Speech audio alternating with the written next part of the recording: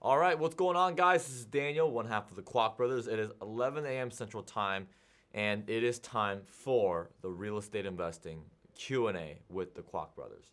So I would say around this time to cue the intro, but there is no intro. So I could try and make my own intro with my voice, but I don't think you guys would enjoy that very much. All right, so you've already got some people who have commented on our chat. Joel Girabolini. Nice to meet you, Joel, all the way from Miami. Dimelo como están? LOL. All right. So, welcome, Joel, from Miami. And I'm assuming como están means how are you? Am I right? Right. As you can tell, I don't speak Spanish. I wish I did. All right, I think that'd be really cool. But I'm well. I'm really well. Had a good weekend. Recently got engaged, actually about 5 days ago. So. That's really nice with a girl way out of my league, and I'm very happy. All right, J Local Arts has a question. If I have a property in Virginia, I sell it in 15 months, I make $70,000. Do you recommend I pay off all current debt and live debt-free or something else? So here's what I always tell people when it comes to the question of should I pay my debt off or should I invest it?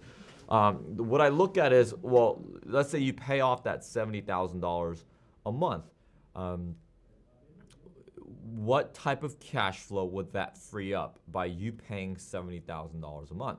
So for example, if you using that $70,000 worth of capital to pay off debt that is costing you $1,000 a month, right? So let's break it down. So let's go ahead and use the whiteboard here, right? Because I think this is good, right? And what time is it right now? Let me check what time. It's 10:56. So I'm giving you guys bonus content before 11 a.m. This is what you get here at the Kwak Brothers. Not only do you get premium content, but you get bonus content. All right. So let's say you got $70,000. There we go. I didn't want to make the 0 was much larger than the 7, and I didn't want to make the 7 feel self-conscious. You know what? Let's just draw it up again. There we go. All right. So do we have the? Yeah. Okay, awesome, wonderful. So we got 70,000, and let's say that $70,000 goes to invest on this side, and we also have pay off on this side. There we go. I skipped a few letters, but it's okay. All right, so pay off. Let's say in this hypothetical scenario, you pay off some debt that is costing you some money, both in principal and, keep in mind, in interest. So let's say that with $70,000, if you pay off the $70,000, you're able to kind of get rid of some credit card debt, and let's say you use part of it to pay down the principal on your mortgage. So let's say in total you get about $2,000 a month in cash flow freed up.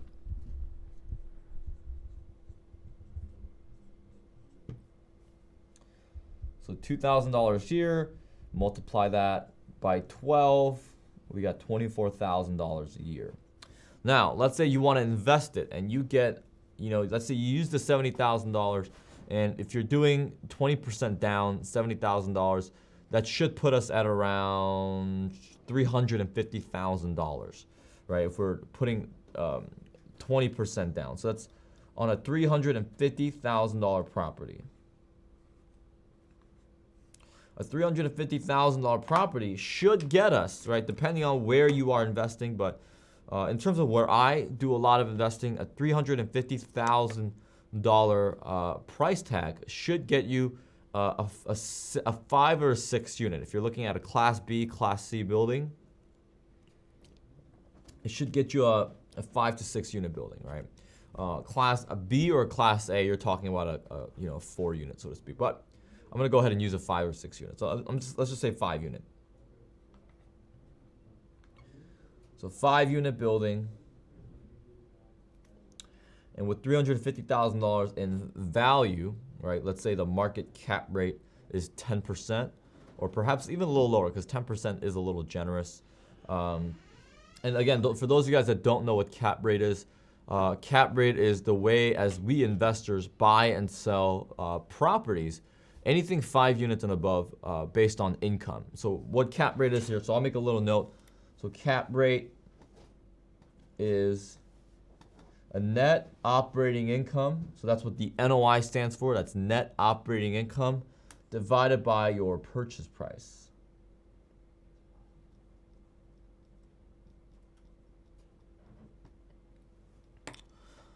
So in this case, if we have like a 8% cap rate, which is 0.08, and we have a purchase price of $350,000, with the simple use of a calculator, we should be able to figure out what that net operating income is going to be. So we got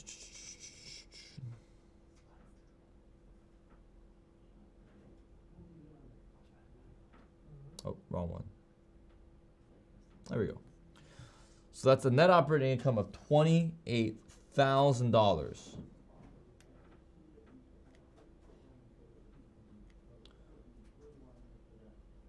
$28,000 a year.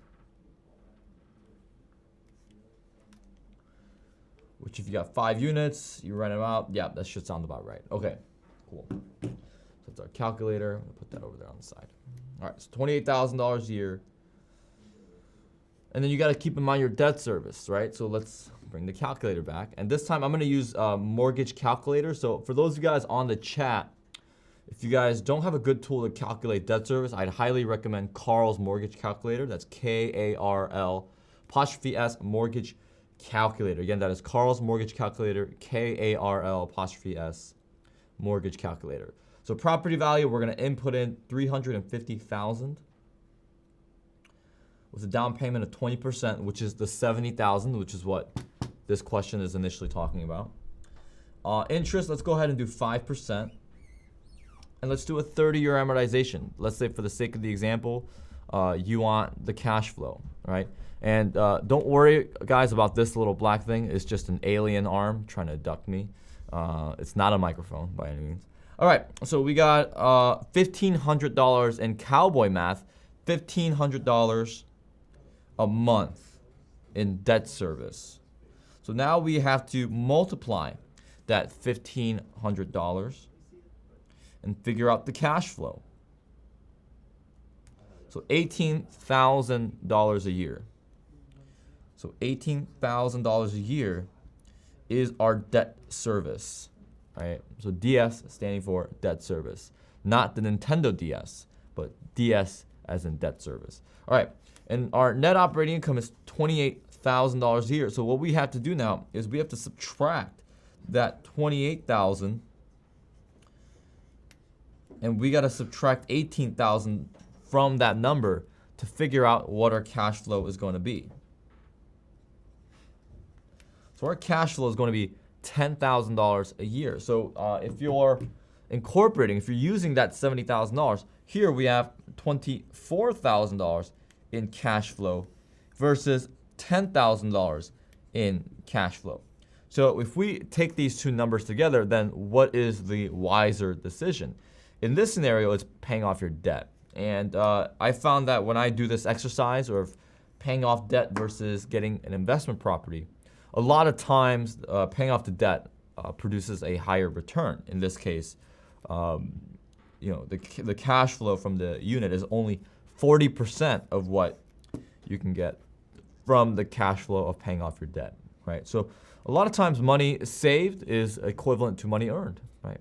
So thank you for the question, J Locals Art. Hopefully this was helpful.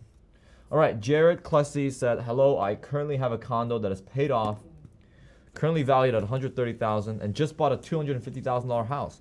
Should I use the Heloc strategy to buy more rental properties or pay a new mortgage? So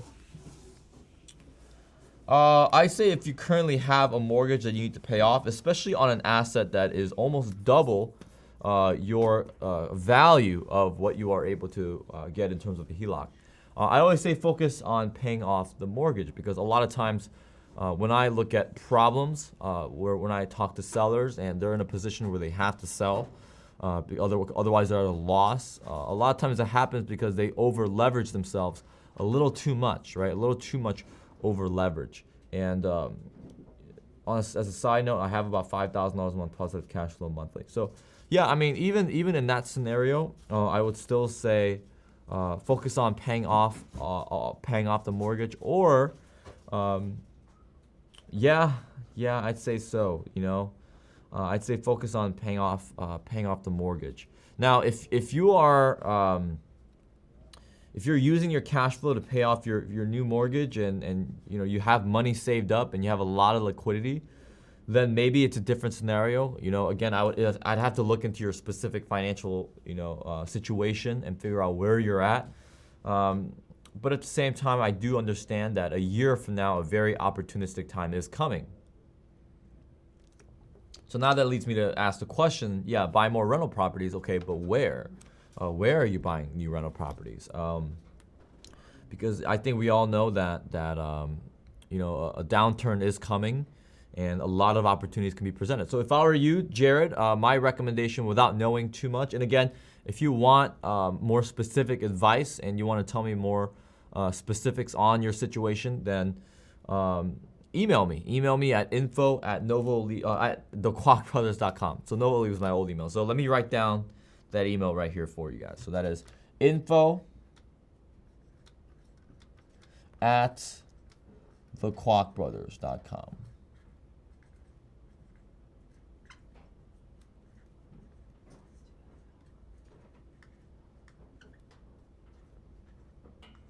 There we go. So info at thekwakbrothers.com, info at the Kwak Brothers. Kwak is spelled Kwak, brothers.com.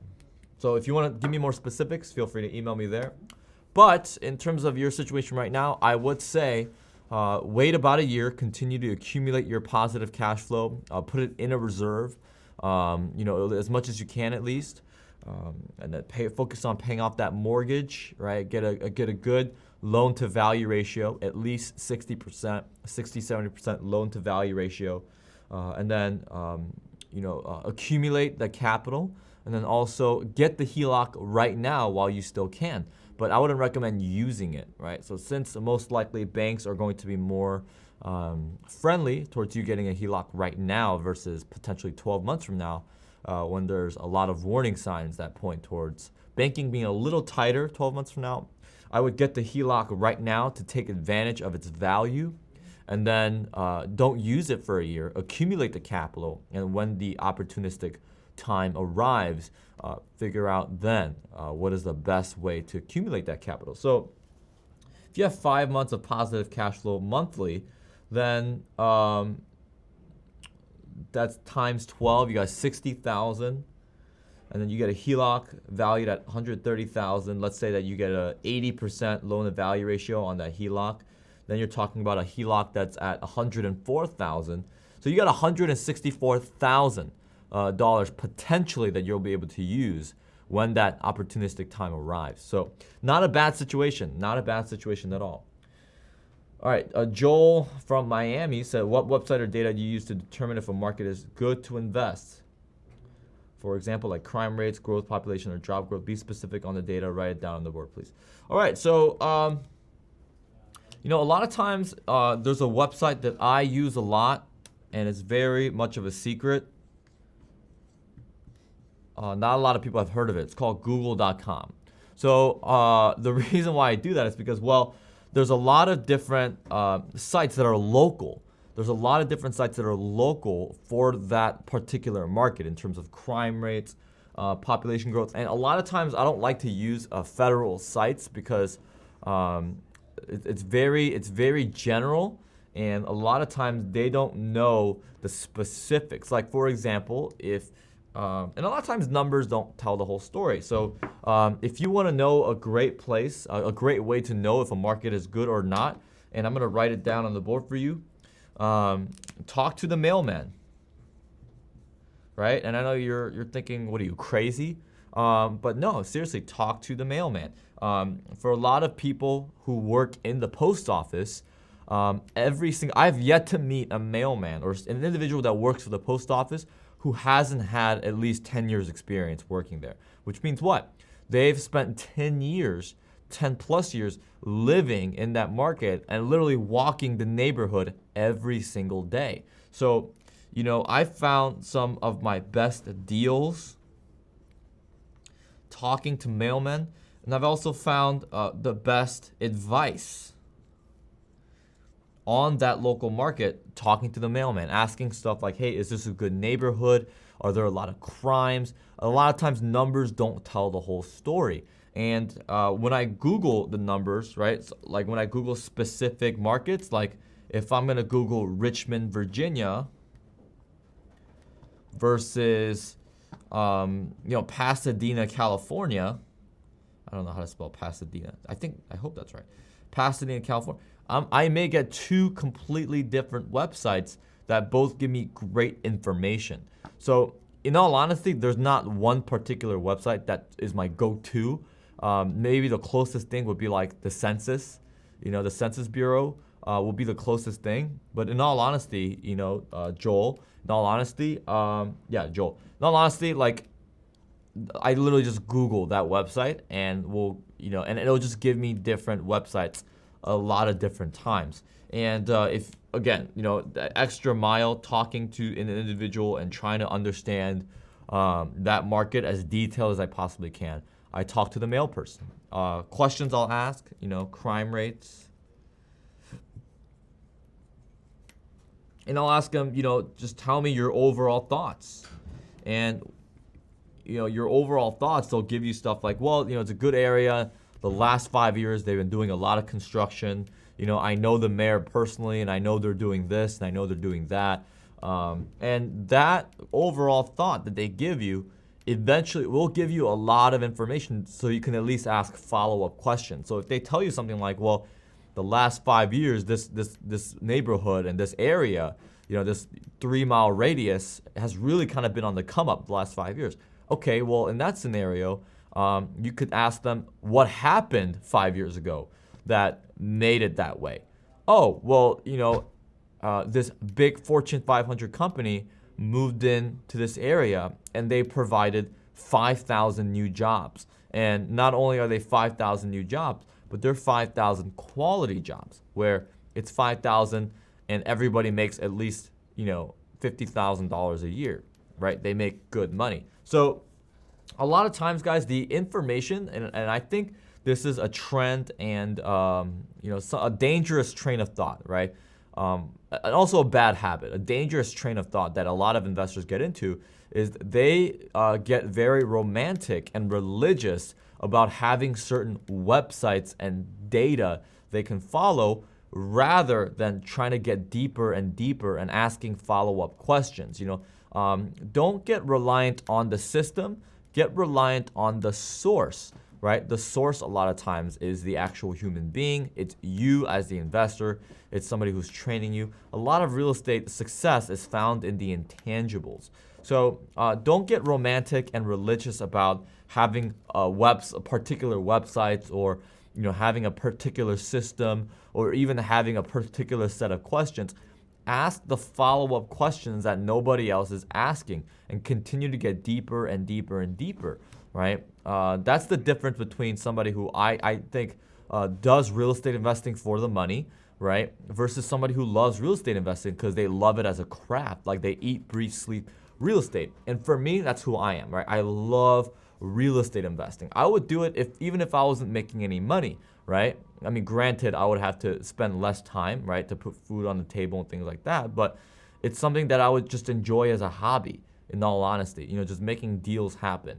I never, quote unquote, would retire because I would ask the question, what am I retiring from? I'm doing something that I love. Versus people who do it just to kind of make the money, right? These are the people who take the shortcuts. They just want to know what's the fastest and cheapest way for me to do it, right? So a lot of times those investors eventually fizzle out. All right, Chris said just smash that like button. Thank you for all the great content. You're welcome, Chris. I can tell that you're a very good guy. Thank you. I will send email with specifics. Yeah, thank you, Jared, for asking the question. So, guys, continue to ask questions on real estate investing, right? It's only 11:14, right? So we've been on this chat now for 20 minutes, I think, 25 minutes is how long I've been live. But yeah, continue to ask questions, guys. The chat is open. It's wide open for you guys to ask questions based on real estate investing. If not, right, if there's no questions, I guess I'll continue and I'll talk about some things that are going on right now. Actually, Joel just asked a question, so that means when you invest out of state, you go talk to the mailman, and that's your market research. Crime rate question above. Yeah, so that's not all my research. Obviously, I still Google that particular, and I'll try and have at least 3 to 5 tabs opened up, and I'll try and read what's going on. Now, in terms of general studies of markets that I choose, right? So, because I don't necessarily, I would say like I don't. So here's my process. Here's my process for market analysis, right? So here's what I'll do. In the beginning of the year or every quarter, right? So every quarter or beginning of every year, right? Basically when it's the start. What I'll do is I'll read general research reports. And here's how I do it. Based on how much money I have raised and what my investors want to do and what my area of expertise is and what I think the overall market is standing for, I'll go ahead and do my general research. So what does that mean? I'll read research reports done by big firms that talk about the whole country as a whole. And some of my favorites is the Marcus and Millichap,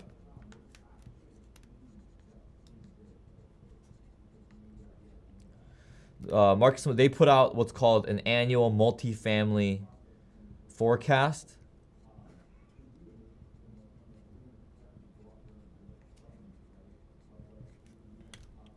And that's about 70, 80 pages.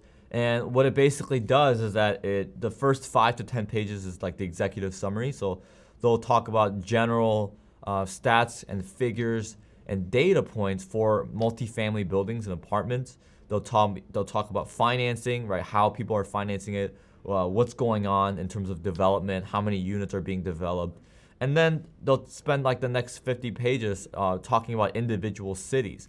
And I think they do the top 50 cities, and they'll have a page dedicated to each city that talks about the stats, the data, the figures.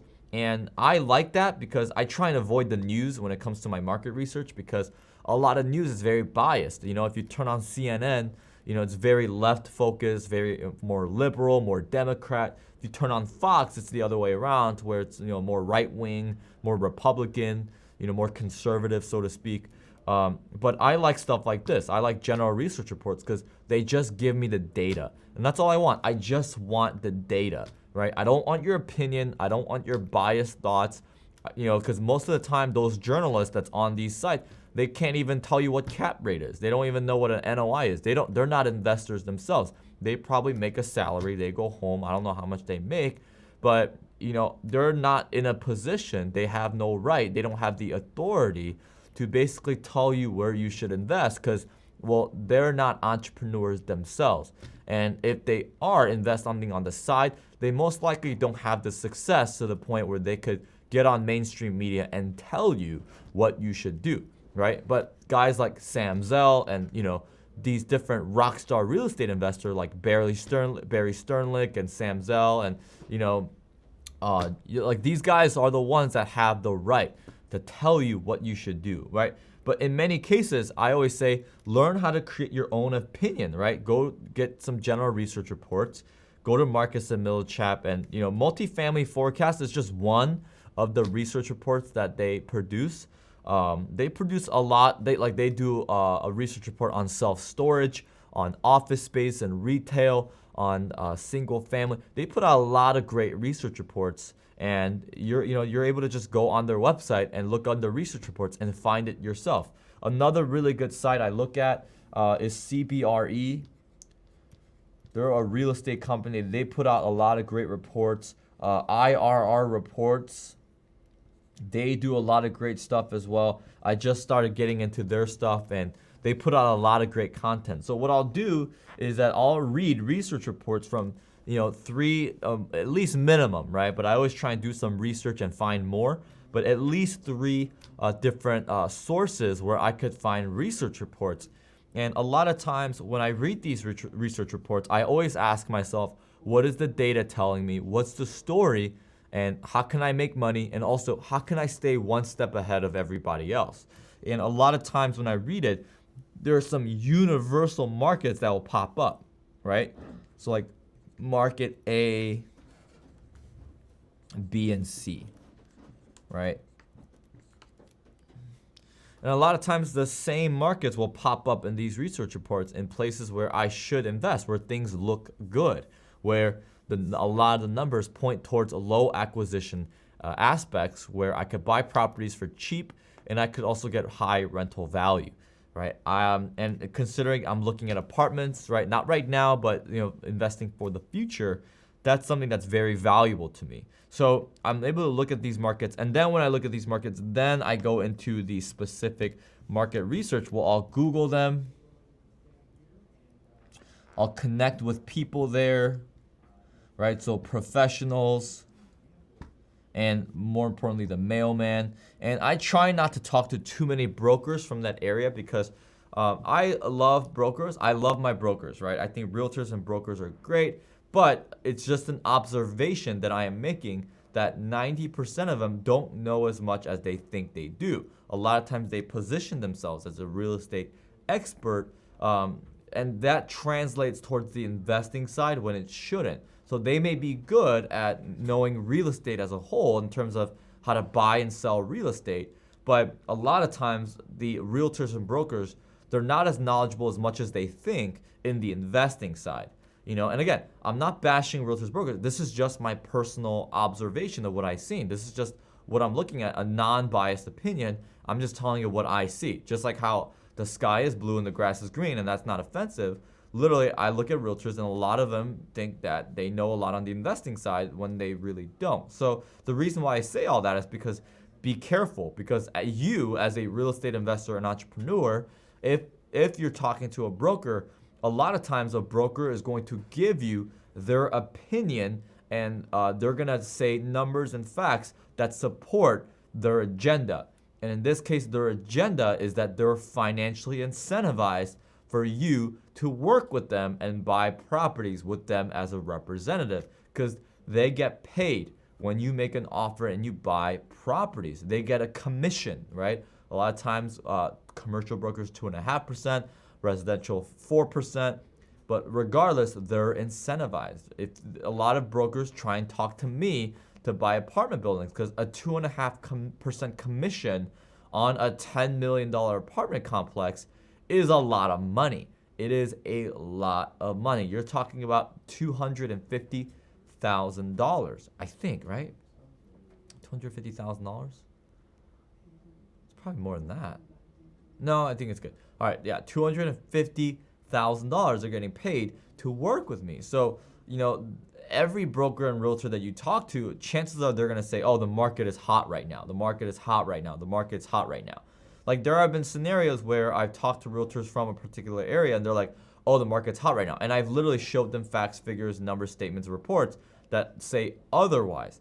And then they'll literally just turn around and say, oh, well, it's going to get hot in 5 years. It's going to get hot in 3 years. They just, moved in a Dairy Queen, and that's why it's going to get hot. Like, they'll say whatever they can to get business, right?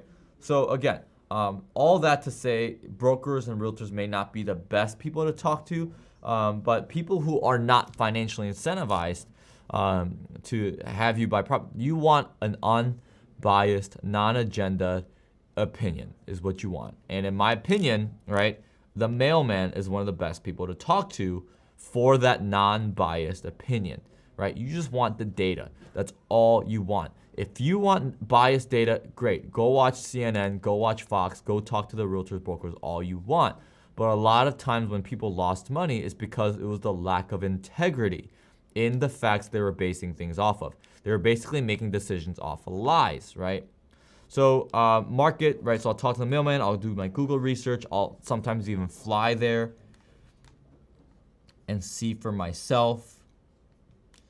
And that's what I'll do for a lot of these markets. So that's how I typically analyze. All right, Lone Newton says cap rate max for my area is only around 4%. So that's a very wealthy area. Marcus Glover says great content. Thank you. Thank you so much. Appreciate that. How does refinance work if you buy property at a discount? Sonia, that is completely redundant and completely, not redundant, but I I don't know how to answer that question. That's kind of contradictory. It's a very confusing question. It's kind of like, how do I buy a car that's red when I like the color yellow? Sonia, I'm gonna refer you to my very good friend Google. If you don't know how refinance works, feel free to join the Wednesday 11 a.m. Central Time with my brother Sam and talk more about that. I don't know. I just don't know how to approach that question. That's really weird. If you buy a property at a discount, I mean, I guess that's good. You always want to buy properties at a discount. If you're asking, maybe you're asking, how does refinance work, and how do you buy properties at a discount? Maybe that's what you're asking. If that's what you're asking, feel free to check out our other videos. We talk a lot about negotiations. I actually just released not too long ago, a real estate education program where inside the program, I actually teach a 3-hour class just on how to negotiate. So that's how you buy properties at a discount. How does a refinance work? Well, long story short, my definition would just be you basically taking advantage of the equity you currently have in your current property or asset, and you're basically stripping that equity to basically get cash out or to lower your monthly payment. I just started following you and your brother. However, I am eager to get started. Marcus, thank you so much again. I'm an aspiring homeowner. I currently rent. With that, would you suggest pursuing homeownership or investment property to avoid wasting money on paying rent? All right, so that's a very, very common question. Should I rent or should I buy? So it's very hard for me to answer that question. A lot of times, as you guys know, a lot of the answers to real estate related questions is it depends. And that's because it's true, right? Like I can't answer that question unless I know your financial situation. So Marcus, if you want to email me at info@thekwakbrothers.com. Oh, oopsie. Wow, a lot of anger. Feel free to email me with details if you're serious about getting that question answered. Feel free to email me and I'll help you out, right? I'll spend 10-15 minutes out of my day to listen to what you got going on and hopefully ask some questions and point you towards the right direction. Okay, so eager to get started. If you want to get started, if you want to get more information on what we offer as a program, I'm gonna write down the website that tells you how to get more information. So it is thekwakbrothers.com.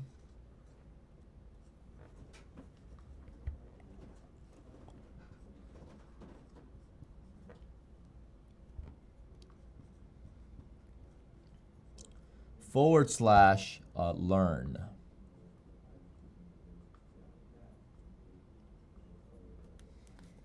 And that should put you in a good direction to be able to get started on our real estate investing education program. Or I think it's webinar. Let me check. If it needs Kwak Brothers, there's always new changes being made to our lovely home.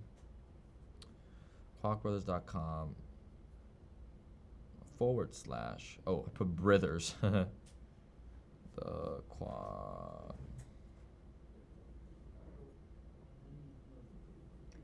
So yeah, learn programs. Okay, there it is. Yeah, so you get more information. We have testimonials there.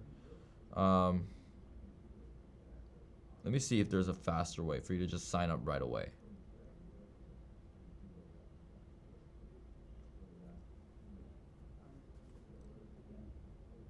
Okay. Yeah, so it'd be kwakbrothers.com / learn is probably the best way for you to get more information on our program. Yeah, in terms of what we offer. Thanks. Yes to separate. Yeah, that I figured that's what it was. So I just gave you the answer. Refinance, you're taking the equity out, and I love how anytime Sonia speaks, she has a question mark next to it. I think it's really cool. Yes, Sonia. All right. Any more questions, guys, on real estate investing? We've only been here for 35 minutes. We've got 25 minutes left to go. Let's keep them coming, man. Let's keep them coming. More real estate investing questions. Let me, in the meantime, let me erase this.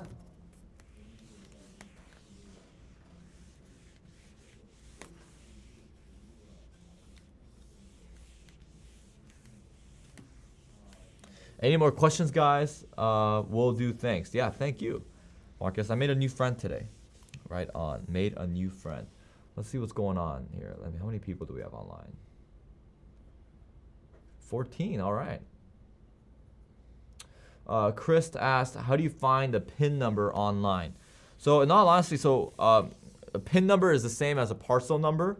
And surprisingly enough, I first Googled the property, right? But in all honesty, the best way that I found PIN number is Zillow.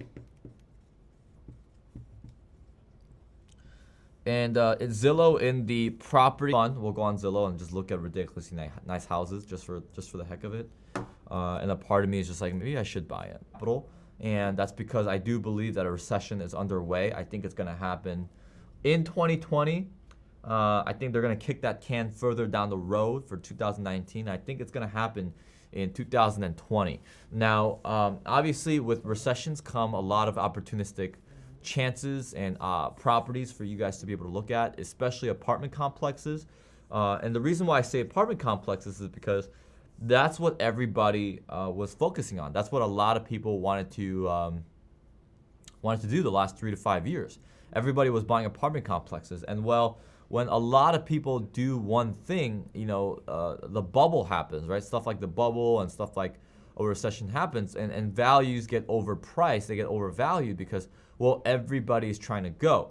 And I use the example a lot of times of when, like, if you're trying to play basketball and you have 32 people or 30 people playing on one court, well, it's going to be very hard to score because everybody's trying to get the ball in the hoop, right? Or same thing with if you're trying to I don't know what's a good example, but like if you get one product, right? If you got a car, you're trying to sell a car, and you have 30 people making an offer on it, well, obviously that car is going to get sold for a lot more than if 5 people were trying to buy it. So the same thing with real estate. I notice a lot of people trying to go after multifamily and apartment complexes. Oh, excuse me. Trying to go for apartment complexes, and of course that's going to allow a lot of competition. It's going to allow that value to go up, and that value might get overinflated, and that might cause a lot of problems. So I'm staying away from apartment complex, but at the same time, I know there's going to be repercussions of a lot of individuals going for apartment complexes, meaning that you'll have a lot of motivated sellers and a lot of people who won't be able to come to the table at the same time. So I'm raising a lot of money. I'm raising a lot of capital for me to be able to do that. Jonathan asks, how long does it take to foreclose on a contract for deed in New Jersey? Which a lot of times is very investor non-friendly, very landlord 3 days. So it's as quickly as you're able to come up with the money, that's how quick it can close.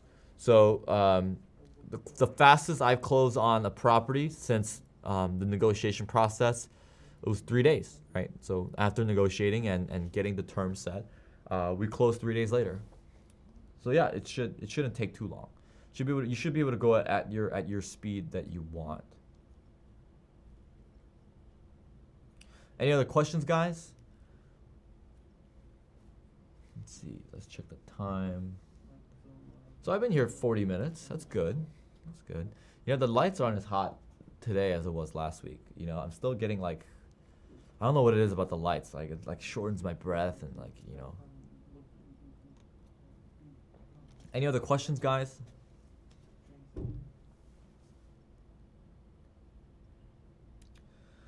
I guess I should update you on what's going. Oh, do this for me. Put in the comment section below, whether you're live or not. What videos do you guys want us to start putting out? What do you guys want to see? Right now, we're currently working on and things that we've done since. So we're going to be updating that video very soon, very shortly. But in terms of what do you guys want to see? Comment down below. What videos do you guys want us to put out? With 46,000 subscribers. A lot of states do, for some reason, do land contracts. But typically, the reason why that happens is because the attorney doesn't know the name for owner financing in that particular state. So for example, in Illinois, seller financing is known legally as agreement for deed. If you guys see and look at contracts that we use here in Illinois for seller financing, up top it's going to say agreement for deed and sometimes contract for deed. But a lot of states do different things. They do a lot of times contract for deed. A lot of times they do seller financing, real estate purchase contract, right?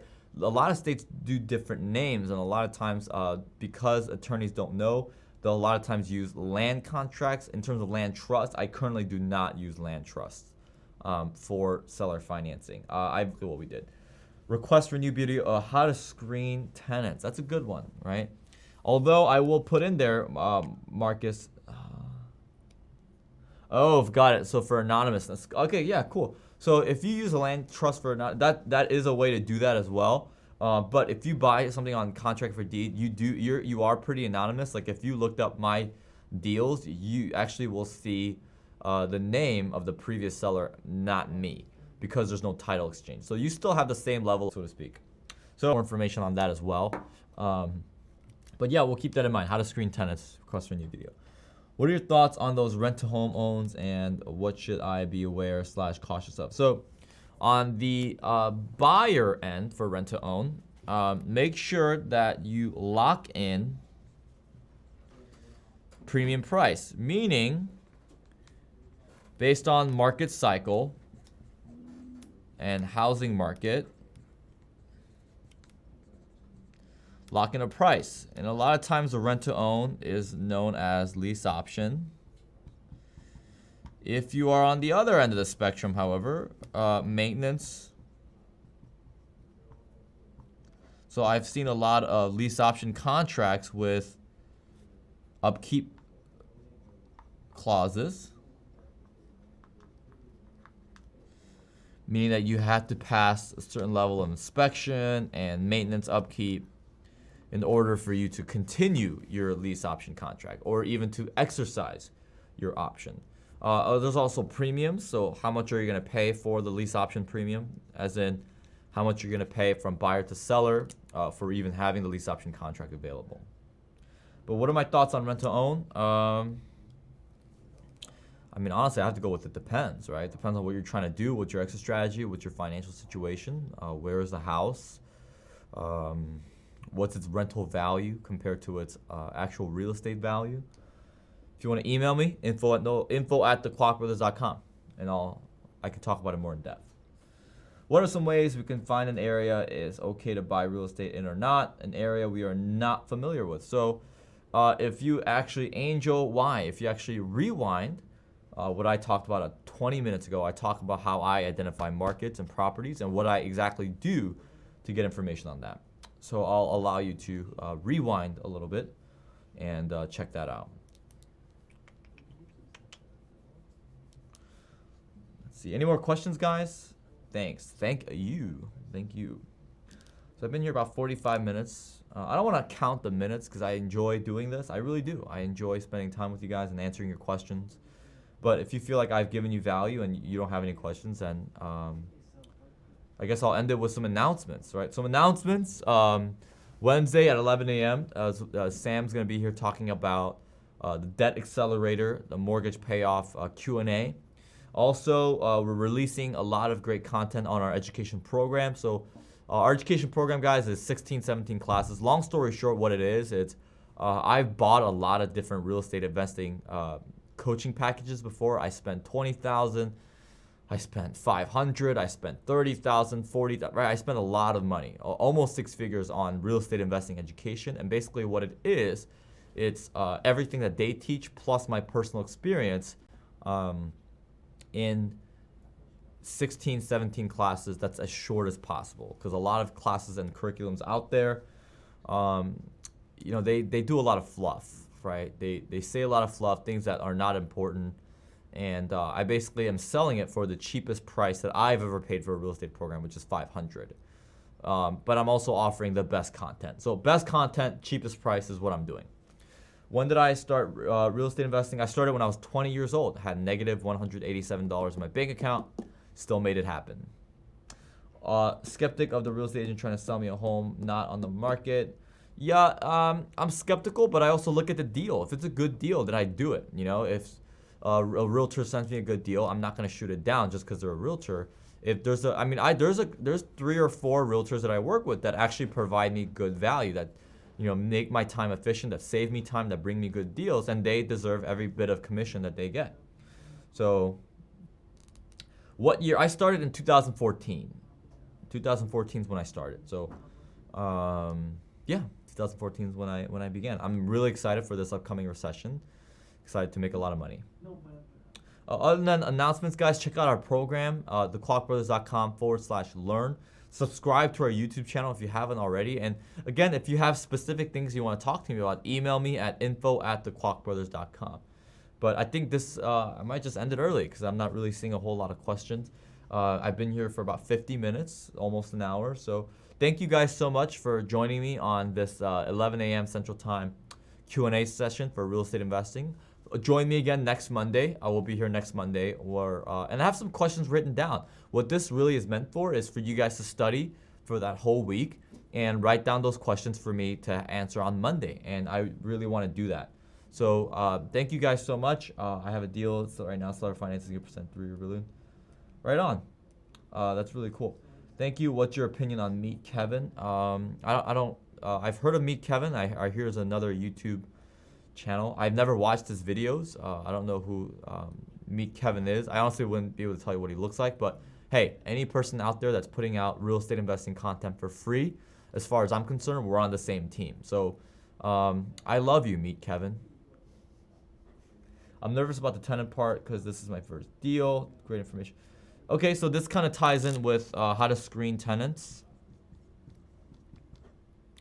So that's a video that I'll probably have Sam do because Sam is more on the management side. I do all of our real estate, but Sam knows a little bit more on property management than I do. So any opportunity I get to give Sam credit on the real estate investing side, I try and lean towards that way. So I'll try and get him on screen for how to screen tenants.